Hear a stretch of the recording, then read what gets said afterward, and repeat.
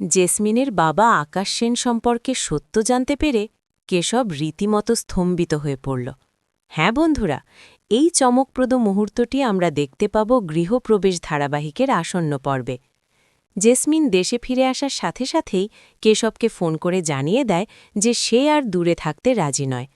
এই খবরে কেশব দারুণ বিপদে পড়ে যায়। কীভাবে সব সামলাবে সে ভেবে কুল কিনারা পায় না। কেশব বারবার জেসমিনকে বোঝানোর চেষ্টা করে, তুমি এখন কেন চলে এলে? আমি তো কিছুটা সময় চেয়েছিলাম, নিজেই সবাইকে বলতাম, তবু তুমি এভাবে চলে এলে কেন? জেসমিন কিন্তু কোনো কথা শুনতে নারাজ।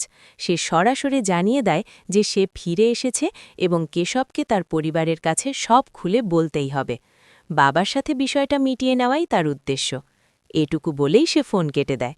এদিকে কেশব যখন দিশেহারা, তখনই ঋষি আর সাজ সেখানে এসে পৌঁছায়। তারা কেশবের মন খারাপের কারণ জানতে চাইলে কেশব সব কথা বলে দেয়। শুনে তারাও কি করবে বুঝতে পারে না।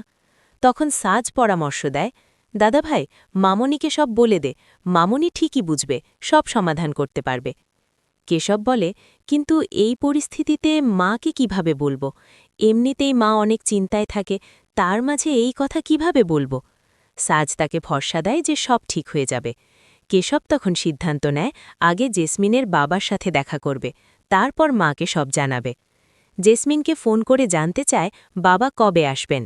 জেসমিন জানায় পরদিনই দেখা হবে। কেশব রাজি হয়ে মনে মনে ভাবে সব জেনে শুনে তারপরই মাকে জানাবে। কিন্তু পরদিন দেখা করতে গেলে জেসমিন জানায় বাবার হঠাৎ কাজ পড়ে যাওয়ায় আসতে পারেননি। তবে সে কেশবকে বাবার একটা ছবি দেখায়। ছবি দেখেই কেশব হতবাক, কারণ সেই ছবিতে আর কেউ নন, স্বয়ং আকাশ সেন। জেসমিন বলে, ইনিই আমার বাবা। কেশব অবিশ্বাসে জিজ্ঞেস করে, সত্যি ইনিই তোমার বাবা? জেসমিন মাথা নাড়িয়ে হ্যাঁ জানায়। তো বন্ধুরা, এবার বলো, জেসমিন যে আকাশ সেনেরই মেয়ে, এটা জানার পর কেশবের সম্পর্ক কোন দিকে মোড় নেবে? তোমাদের মতামত অবশ্যই কমেন্টে জানাও।